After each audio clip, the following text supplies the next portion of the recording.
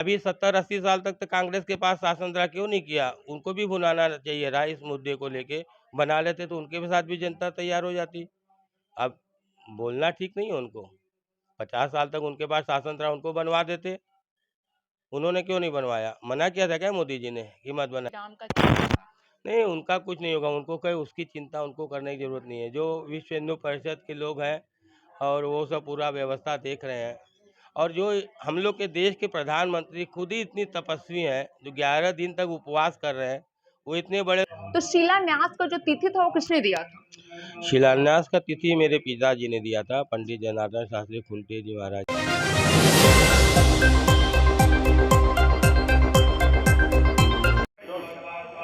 22 जनवरी को राम मंदिर प्राण प्रतिष्ठा का प्रारंभ होने वाला है। एक तरह से देखा जाए तो ये 2024 यानी इस साल की पहली दिवाली है, जिसका उत्सव पूरे देश भर में है।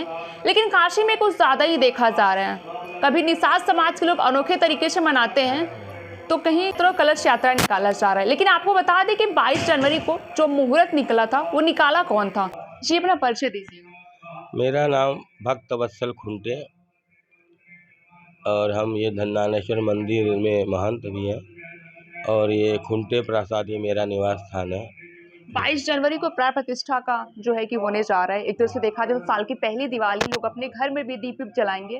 तो शिलान्यास का जो तिथि था वो किसने दिया था? शिलान्यास का तिथि मेरे पिताजी ने दिया था, पंडित जनार्दन शास्त्री खुंटे जी महाराज ने।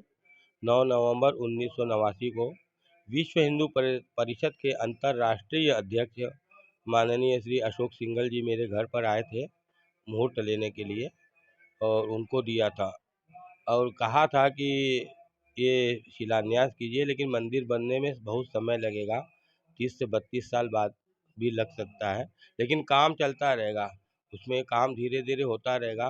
वो हो के वो आज और देखिए 9 नवंबर 1989 को पिताजी ने मुहूर्त दिया और सुप्रीम कोर्ट का भी जो जजमेंट आया वो 9 नवंबर 2019 को आया। 9 नवंबर की ही तारीख आई। तो ये सब देख के हम लोग के लिए बड़ा गर्व है कि ऐसा समय हम लोग को देखने को मिल रहा है। भगवान रामचंद्र जी, राजा रामचंद्र जी का अपने निवास स्थान में प्रतिष्ठा हो रही है। वो प्रातस्मरणीय से गुरु जी भी, पिताजी भी मन बड़े प्रसन्न होते होंगे जहाँ होंगे, अशोक सिंघल जी भी प्रसन्न होते होंगे। लेकिन ये जो सफर रहा राम मंदिर को लेकर के, निर्माण को लेकर काफी त्रुटियां भी आई हैं, तो आसान तो रहा नहीं होगा। तो देखिए कोई भी अच्छा कार्य करने के लिए संकट तो आता रहता है ना। प्रभु राम जी के जीवन में कितना संकट आया, लेकिन वो सब तो धीरे धीरे धीरे दूर होता चला गया। उन्होंने भी बहुत संकट झेला, 14 साल तक वनवास में थे रहे हैं, लेकिन आज उनका देखिए पूरा विश्व उनको प्रभु पुरुषोत्तम भगवान राम के नाम से जानते हैं। तो जी हर मनुष्य के जीवन में कष्ट और सुख दोनों आता है, तो उससे घबराना नहीं चाहिए। 22 जनवरी को प्राण प्रतिष्ठा है, लेकिन वहीं पे स्वामी अभी मुक्तेश्वरानंद काफी असंतुष्ट दिखाई दिए थे। उनका कहना था कि अधूरे मंदिर में कैसे हो सकता है? देखिए वो उनका व्यक्तिगत विचार है। अभिमुक्तेश्वरानंद जी के भी जो पहले शंकराचार्य थे, उनके गुरु जिनके पीठ पर ये अभी शंकराचार्य हुए हैं, स्वरूपानंद जी महाराज शंकराचार्य, उन्होंने भी शिलान्यास का मुहूर्त निकाला रहा 7 सितंबर शायद कुछ ऐसा डेट है। तो उस समय में पिताजी ने भविष्यवाणी की थी कि आप इस मुहूर्त पर मत निकलिएगा, ये मुहूर्त शुभ नहीं है, आपको जेल हो जाएगी, अग्निदाह की घटनाएं भी घट सकती हैं। वो बाद में ऐसा सत्य हुआ, सभी प्रेस में उस समय छपा भी था। फिर बाद में उन्होंने पिताजी से वहाँ चेत चेत सिंह किला में शास्त्रार्थ हुआ था, उसमें पिताजी ने जाके बताया कि किस कारण से आपके साथ ऐसी घटना घटी ना, और फिर वहाँ साबित किया कि हाँ इस कारण से आपका ये मुहूर्त गलत था। उसके बाद वो अभिमुक्तेश्वरानंद जी बड़े प्रसन्न हुए पिताजी पर, और हम लोग निःशुल्क सामूहिक यज्ञोपवीत करते हैं। उस कार्यक्रम में विशेष रूप से वो आए और ये बात उन्होंने खुद अपने मुखारविंद से यहाँ कही है मेरे खुंटे प्रसाद में। लेकिन उनका ये कहना है कि अधूरे मंदिर का शिलान्यास ये सही नहीं है, मुहूर्त शुभ नहीं है, करना सही नहीं है। ऐसा कुछ नहीं है। हम लोग भी देखिए जब मकान में जब गृह प्रवेश का मुहूर्त मिलता है या जाते हैं तो पूरा मकान नहीं भी बनता तो हम लोग जिस मकान में थोड़ा बहुत में अपना प्रवेश कर लेते हैं, फिर बाद में धीरे धीरे मकान बनता रहता है। जहाँ प्रभु विराजमान है वहाँ तो वहाँ का सब निर्माण हो चुका है। अब इतने बड़े मंदिर का निर्माण करने में कई साल लगेंगे, अभी इतने जल्दी वो संभव नहीं, फिर भी बहुत हो गया, 90% से ज़्यादा काम हो चुका है। और जिन्होंने ये मुहूर्त अभी दिया है, मेरे गुरु जी हैं पंडित गणेश्वर शास्त्री द्रविड़ जी। मेरे पिताजी के बड़े अनन्य माने प्रेमी थे, पिताजी उनको बड़े पुत्रवत मानते थे। वो भी मेरे पिताजी को पिता तुल्य मानते थे, गणेश्वर शास्त्री द्रविड़ जी, जो वर्तमान में अभी वहाँ शिलान्यास का मुहूर्त दिए, वो प्रतिष्ठा का मुहूर्त दिए, वहाँ गए हैं। तो वो बहुत विद्वान है, विभूति है भारत की। तो जो भी होगा वही जवाब देंगे। उनके द्वारा दिया हुआ मुहूर्त गलत नहीं हो अभी सकता। आपने बोला प्रभु विराजमान है, ये उनका बयान था अभी मुक्तेश्वरानंद जी का कि जो पहले प्रभु श्री राम वहां पे हैं, जो मूर्ति पहले प्रभु श्री राम का है, जिन्होंने एक पॉलिथीन में या टीन में रह के सर्दी गर्मी बर्दाश्त की, अब वहां पे क्या नया मूर्ति विराजमान करना सही है? पहले प्रभु राम का क्या है, जो पहले वहां पे थे, पहले से वहां पे हैं? नहीं देखिए, वो वहाँ भी उनको तो वहाँ रखेंगे ही, ऐसा थोड़ी ना है। वो तो वहाँ रहेंगे ही। अब आदमी भी जैसे आप लोग भी हैं, अब घर में तो ऐसे रहते ही हैं, लेकिन आप ही के रूप में जब आपको कहीं शादी विवाह वगैरह में जाता है तो थोड़ा मेकअप वगैरह करके ज़रा सज धज के जाती हैं कि नहीं। अब उनको नए घर में बैठा रहे हैं तो उनका भी बढ़िया सा सुंदर सा स्वरूप बना के बैठाया जाए कि जो भी आए तो देख के मन उल प्रसन्नित हो जाए, इस प्रसन्न हो बात जाए। से वो काफी दुखित भी नजर आते कि पुराने प्रभु श्री राम का क्या होगा? नहीं, उनका कुछ नहीं होगा, उनको कोई उसकी चिंता उनको करने की ज़रूरत नहीं है। जो विश्व हिंदू परिषद के लोग हैं और वो सब पूरा व्यवस्था देख रहे हैं।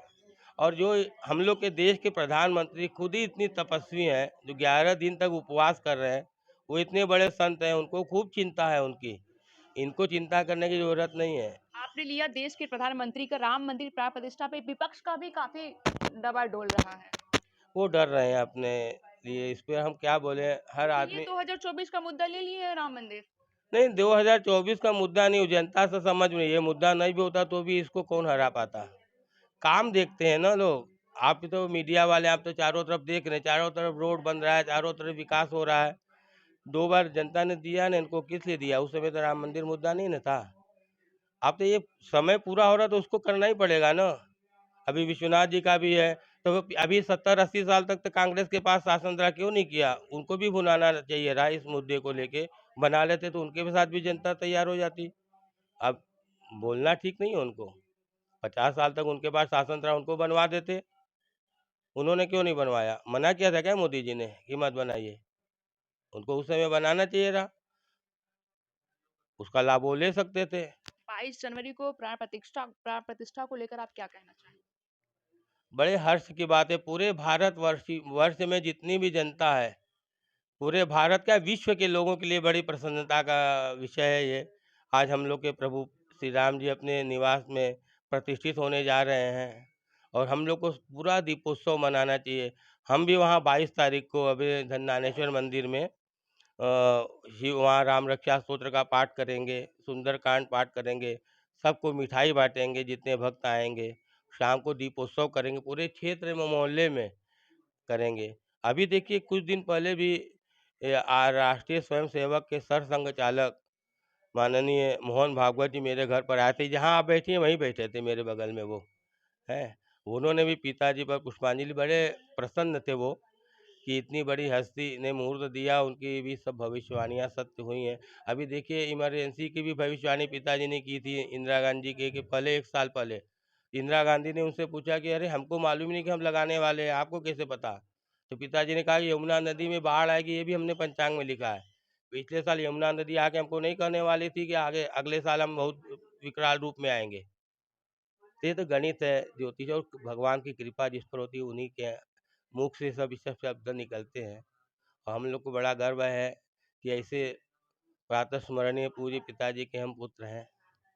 बस। बहुत बहुत धन्यवाद सर, नौकाशी समाचार से बात करने। तो अभी मुक्तेश्वरानंद जी का जो बयान है उनका भी इन्होंने जवाब दिया है और साथ ही 22 जनवरी को प्राण प्रतिष्ठा पे काफी हर्ष और उल्लास भी व्यक्त किया है। ऐसे तमाम खबरों का अपडेट्स के लिए बने हमारे साथ। वाराणसी से मैं स्मिता, आप देखें नौकाशी समाचार। शहरी जन की आवाज नौकाशी समाचार। ऐसे तमाम खबरों के लिए बने रहिए हमारे साथ।